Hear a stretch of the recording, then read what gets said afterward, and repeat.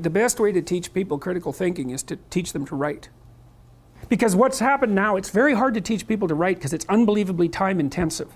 And like writing, marking a good essay, that's really easy. Check A. You did everything right. Marking a bad essay? Oh my God. The words are wrong, the phrases are wrong, the sentences are wrong, they're not ordered right in the paragraphs aren't coherent, and the whole thing makes no sense. So, trying to tell the person what they did wrong, it's like, well, you did everything wrong. Everything about this essay is wrong. Well, that's not helpful either. You have to find the few little things they did half right, and you have to teach them what they did wrong. It's really expensive. Address that from the production side instead of the grading side. But the best thing you can do is teach people to write, because there's no difference between that and thinking. And one of the things that just blows me away about universities is that no one ever tells students why they should write something. It's like, well, you have to do this assignment. Well, why are you writing? Well, you need the grade. It's like, no, you need to learn to think. Because thinking makes you act effectively in the world. Thinking makes you win the battles you undertake. And those could be battles for good things. If you can think and speak and write, you are absolutely deadly. Nothing can get in your way. So that's why you learn to write. It's like, and I can't believe that people aren't just told that. It's like, it's the most powerful weapon you can possibly provide someone with. And I mean, I know lots of people who've been staggeringly successful and watched them throughout my life. I mean, those people, you don't want to have an argument with them. They'll just slash you into pieces. And not in a malevolent way. It's like, if you're going to make your point and they're going to make their point, you better have your points organized, because otherwise you are going to look like and be an absolute idiot. You are not going to get anywhere. And if you can formulate your arguments coherently and make a presentation, if you can speak to people, if you can lay out a proposal, God, people give you money, they give you opportunities, you have influence. That's what you're at university for. And so that's what you do. Be educated is because there is nothing more powerful than someone who is articulate and who can think and speak. It's power. And I mean power of the best sort. It's authority and influence and respectability and competence. And so you come to university to craft your highest skill.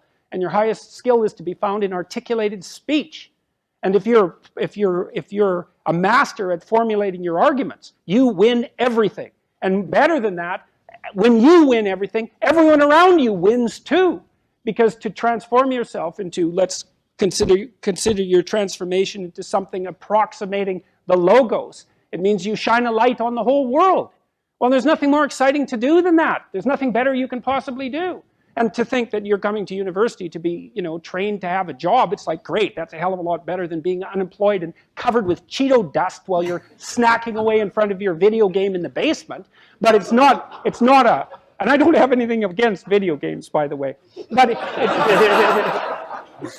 but it's hardly a triumphant call to being in the world, and that's what university should be calling forth. It's like, God, you people, I know what Harvard students are like. I taught here for 5 years. You people are spectacular. You're spectacular. You're all capable of being world beaters. You transform yourself into something that's articulated and sensible and grounded in history and knowledgeable and wise, man. You can do anything you want, and hopefully anything you want for good. Because if you have any sense, everything you want to do would be for the good, because there's nothing more compelling or meaningful or useful in combating the tragedy of life than to struggle with all your soul on behalf of the good. And the universities have forgotten that. It's why everyone's bailing out of the humanities, and they should. The humanities are corrupt. And they're corrupt because they're not telling students this. It's so bloody obvious. It's like, learn to think, learn to speak, learn to read.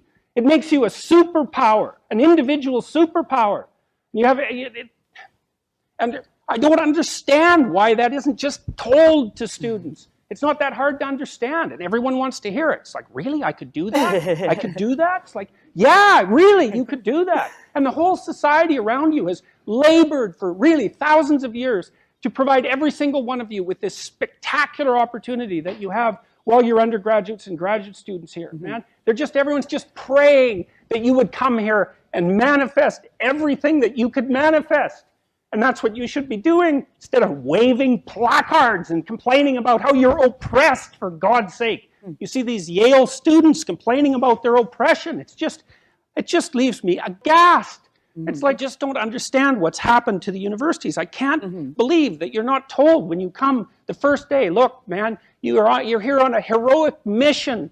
You're going to take your capacity to articulate yourself to levels that are undreamed of. You're going to come out of here unstoppable. You're going to be able to do anything you want. It's like, that's what you're here for. Instead, you're taught that, well, you know, the world's a pretty oppressive place, and you're probably the bottom of the victim pile, and there's virtually nothing you can do about it except, you know, deconstruct the patriarchy. And it's so weak-kneed and so pathetic that universities should be embarrassed that that's what they're peddling to students. I'm embarrassed by it. You know, I've gone on public record telling parents, bloody well send your boys to trade school, because at least they'll learn something useful. And that's a terrible thing for someone like me to say, because I do believe that that being articulated and educated in the highest possible manner there's nothing that's better for you and for society. And why have the universities forgotten this? Well, that's postmodern neo-Marxism for you, you know. Then the philosophy of intense resentment and oppression and group identity, and God, it's just pathetic. Let's listen to an important public service message about the... Watch me! Watch me! About the... Watch me! Watch me! Maybe the number of people who can do it will shrink. I think the only people who probably at the end of the day should be writing, maybe this is an overstatement, I don't know. But I think at the end of the day, the people who I want to read are the people who would be socially dysfunctional if they weren't writing. I want to read people who need to write. Okay, just like when I go to see a film, I want to read somebody that needs to make movies. I want people who write like their life is dependent on it.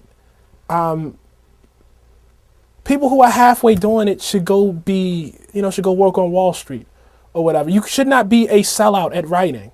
It doesn't pay enough. And the work is too hard. And I've been in jobs where there were people like that. Those people need another career.